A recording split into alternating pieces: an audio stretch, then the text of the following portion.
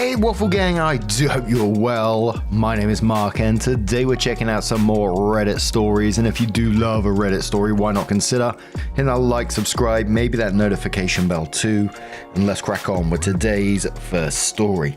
Much love guys. Now today's first story comes from Visible Alps 3606 from the Am I the Arsehole Here subreddit, and it says, am I the arsehole here for telling my wife to go no contact with her family after they invited her abusive ex on her birthday? I'm 25 and my wife is 27. Actually, she isn't my wife yet. We will get married in May, so I will call her my wife because we both already consider each other as husband and wife, even though we aren't officially yet. I've been dating my wife since the past 2 years, and my wife is kinda emotionally fragile. She is traumatized a bit. She told me earlier on that her ex had been verbally abusive and was rough on her. Even when we were dating, she was hesitant, and during sex, she would ask me to go slow. We're comfortable now, but on her birthday, which was 24 days ago, my soon-to-be mother-in-law and brother-in-law invited her ex on her birthday and in my home. I was pissed because I knew what he did to my wife. My wife immediately grabbed my hand when she saw him and she was scared. I asked him to get out and my wife's family started convincing me, but I didn't listen and I kicked them all out. My wife is hurt even after almost a month, and I did my best to help her. We both decided to not invite them in our wedding and cut them off. But they are saying through text that I'm going too far and manipulating her, and they want to reconcile with my wife, and I'm keeping her away from her family. I asked my wife and she said she wants to stay away from them for now and wants to celebrate this year being officially married to me, and she hates them for inviting her ex on her birthday. Me and my wife has no problem with our decision. We are a couple and we make our decisions together, but I'm not feeling good about splitting my wife from her family, and they are saying that I'm manipulating her and sent me texts about how evil I am. I tried to tell them that I just want to do what's best for my wife, but again, they repeat the same shit. You absolutely did the right thing in this situation. They created a traumatic event for your wife. She was in fear holding your hand because of what they had done. And then after they did all this, for some fucking weird reason, they tried to make you out as like the manipulator for supporting your wife's choice to go no contact. They're enabling the abuser. Absolutely disgusting people.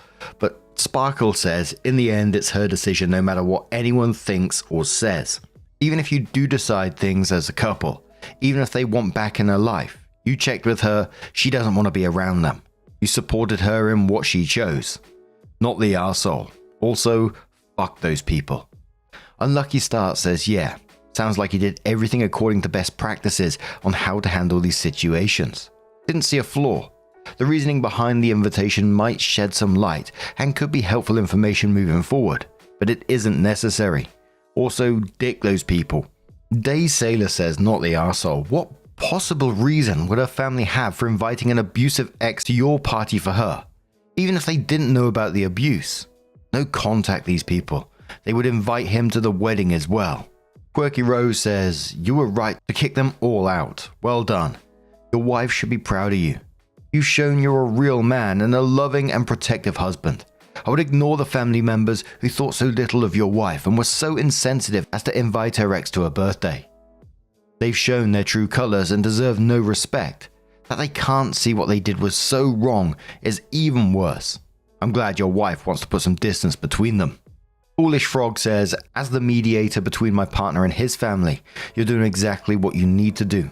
Be there to support your wife. You never need to apologize for that. If her family can't respect their boundaries, at least you're there to keep it firm. I've had to tell my father-in-law, I don't care what the argument is between you two. I'm here to support him first. You and I are cool, but I'm going to protect and support your son. We've had to leave major holidays, and I've gotten this string of guilt texts. I always just reiterate, your issue isn't with me, it's with your son and relative. I only know you because I love him. I will be in his corner. So OP comes in with the update. It says, after we both decided to cut our family off, my soon-to-be mother-in-law showed up at my place today.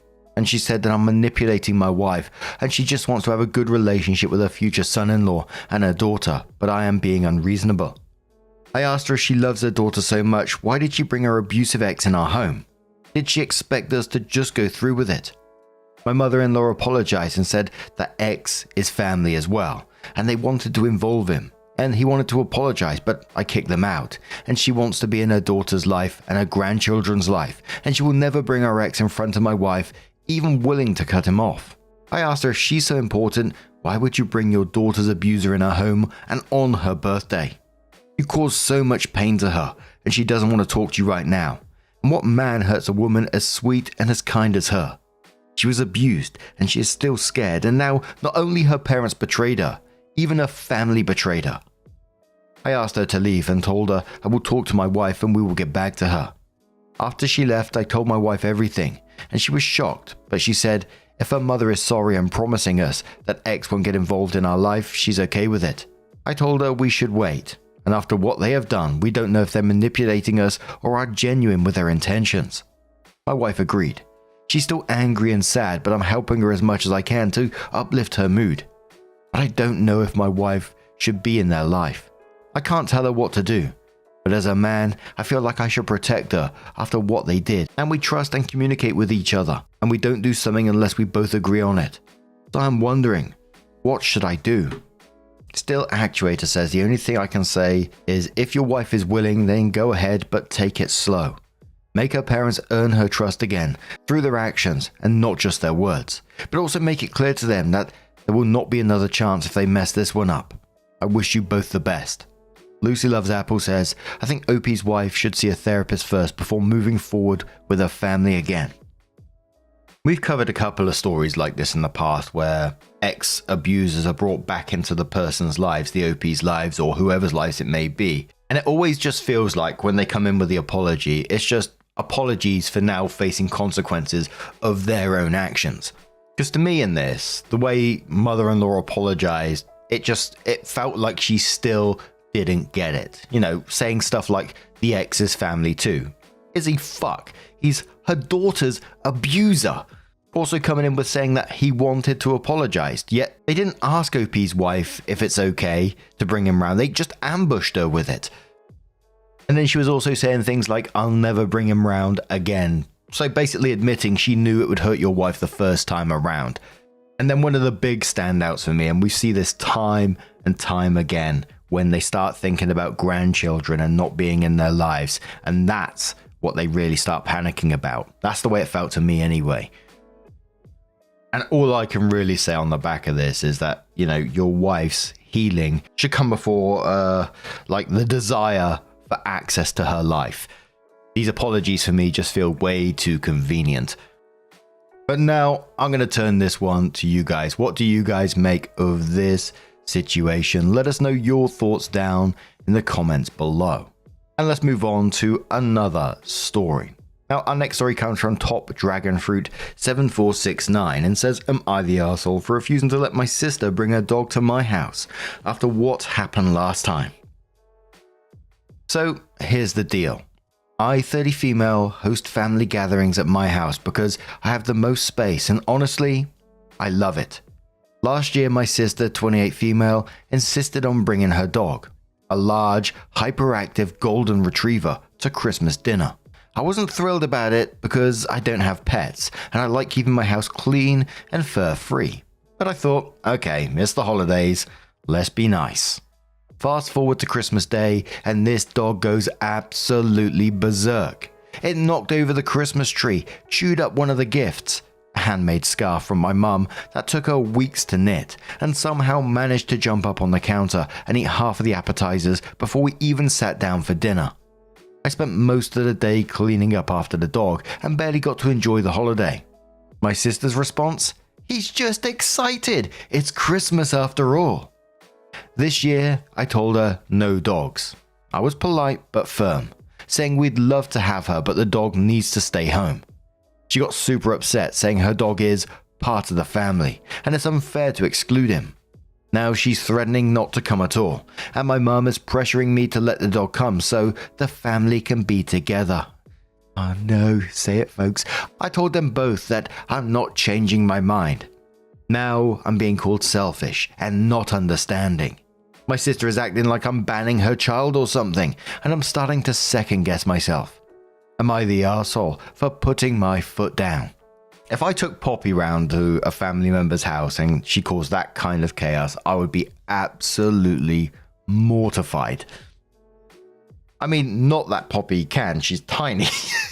You know what I mean?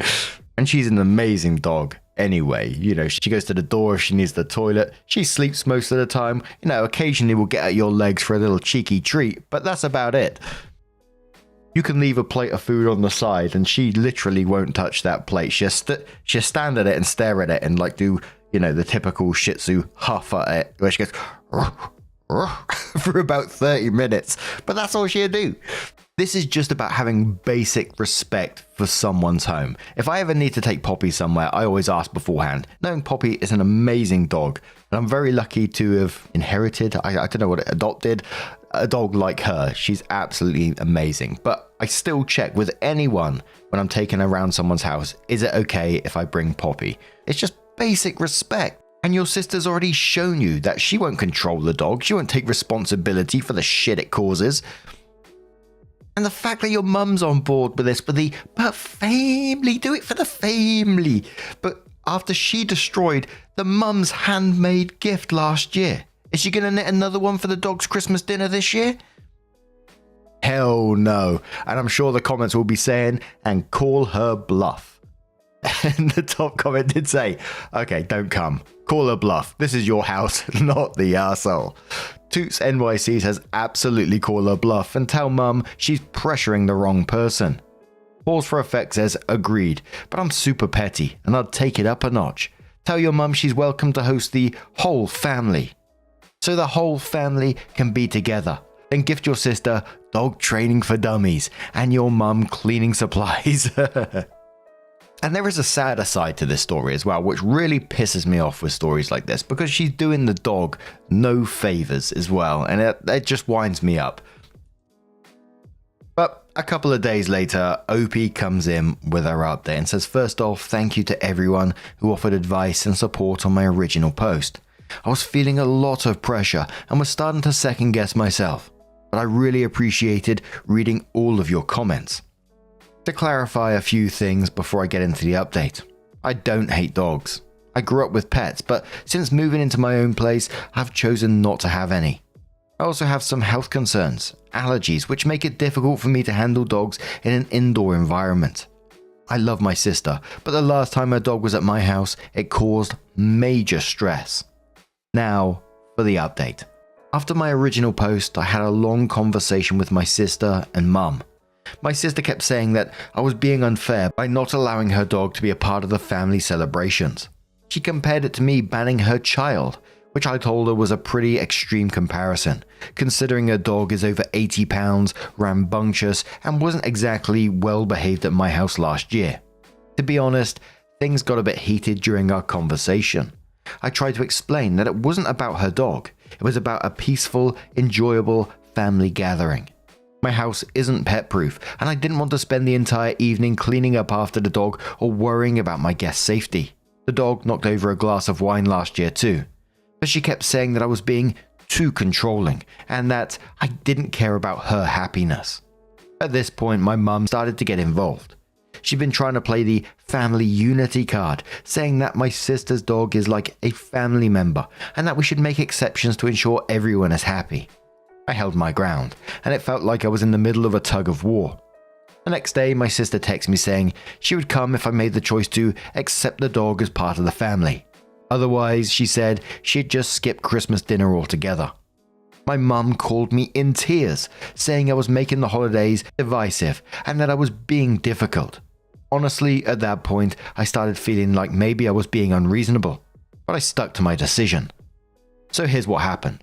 My sister showed up without the dog, but she was very upset about it. She barely interacted with anyone at first and spent a lot of the time on her phone.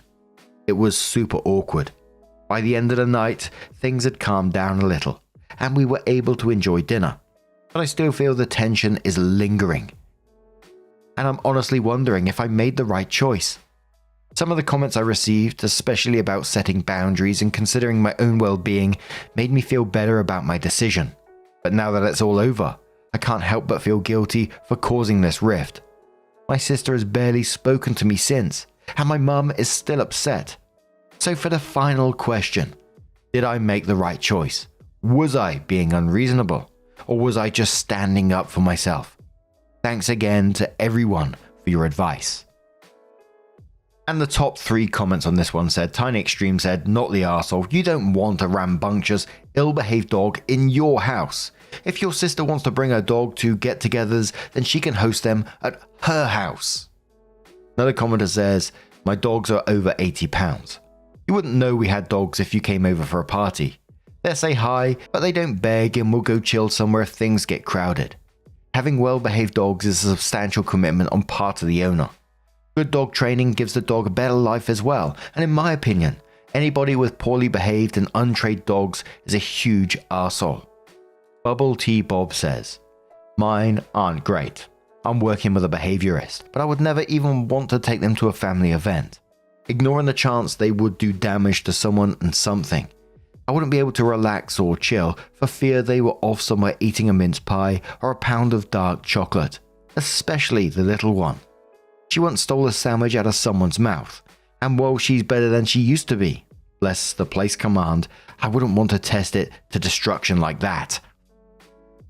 Absolutely, you need to stick to your guns on this one and not let their little manipulation tactics win, because that's all it is. You are not wrong for wanting this dog destroying your home. And don't get me wrong, I feel sorry for the dog because, like one of those commenters says, it's doing the dog no favors. And your sister's not helping the situation. Yes, some dogs can be harder to train than others, but from the sound of what I'm reading here, the sister isn't doing any training, just, he's just the way he is kind of thing. And the sister's behavior is just bloody rude. That's all there is to it. But now I'm going to turn this one to you guys. What do you guys make of this situation? Let us know your thoughts down in the comments below. And we're going to finish this one with a bit of airline drama. From a throwaway account who says, am I the arsehole for reclining my seat on an international flight? Last week, I was on a flight from Dallas to Paris. I don't know why I find that funny. A 9-hour flight. My plan was to sleep as much on the plane as possible, as it was an overnight flight and I was losing 7 hours of time. After takeoff, I leaned back my seat to begin snoozing. Almost immediately, the girl behind me taps on my shoulders and asks me to pull up my seat, which I do, but then asked why. She said there was a baby in a car seat right behind her, so she couldn't recline, and if I leaned my seat back, she can't really see the TV on the back of my seat.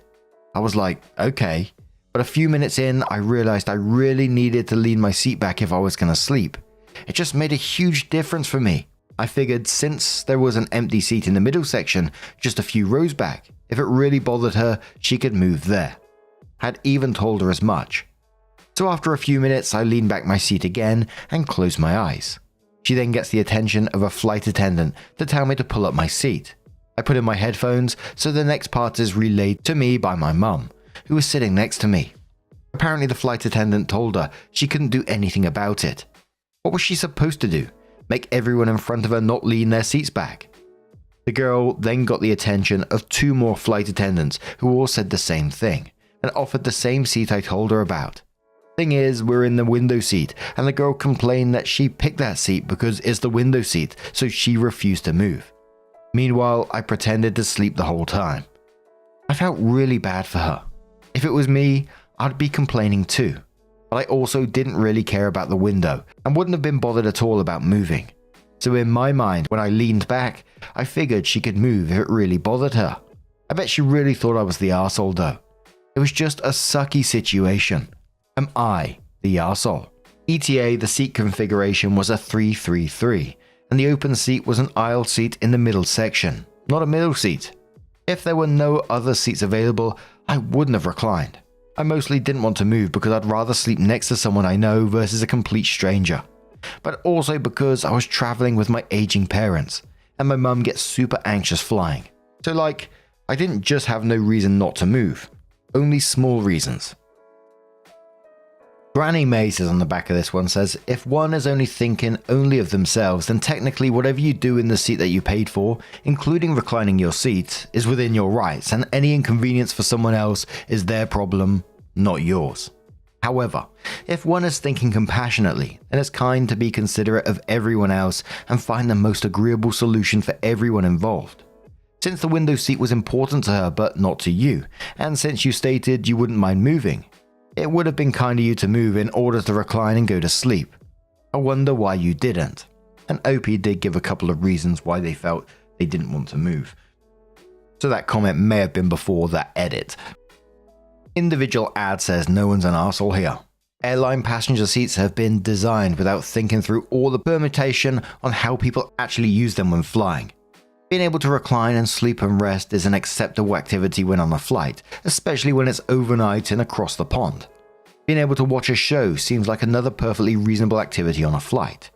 Being able to place a baby in a car seat behind another seat is another perfectly acceptable activity, though I'd think that a solution to your conflicting needs and wants would have been for the baby to have been moved to the middle seat so that the person behind you could have reclined their seat. As long as the airline seats continue to be cramped, people will need to learn how to deal with these sort of conflicts in a polite and well-mannered way, which I think that you did.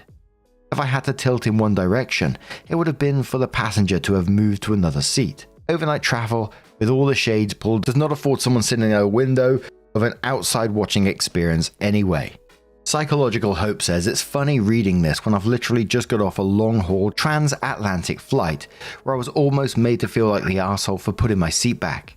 In my case, the woman didn't use her words, just kept passive-aggressively kicking my seat until I turned round and politely asked her to stop. It took several attempts to get her attention as she was studiously ignoring me when I tried to talk to her, then was super unpleasant and aggressive towards me in our interaction. She even admitted she had a child behind her who wouldn't have taken up as much space, but refused to put her own seat back. I also think she had her bag under my seat instead of overhead, which brought her knees up more. Again, wouldn't compromise on anything. I ended up having my seat upright all night and fucking up my neck as a result. Such fun. Man, I hate flying. I absolutely hate it. It makes me nervous anyway.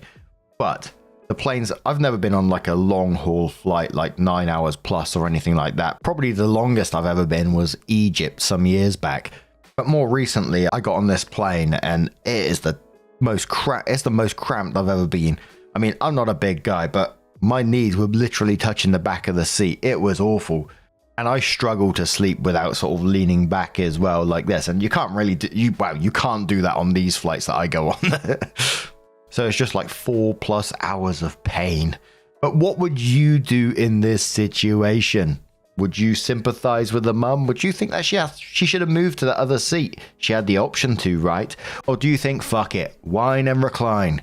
Let us know your thoughts down in the comments below. And just a huge thank you for being here today, getting involved in the stories, your love, your support, your time. It always means the absolute world to me. So thank you so much for being here. And hopefully I'll see you in the next one. Take care. And much love, you cheeky so-and-so.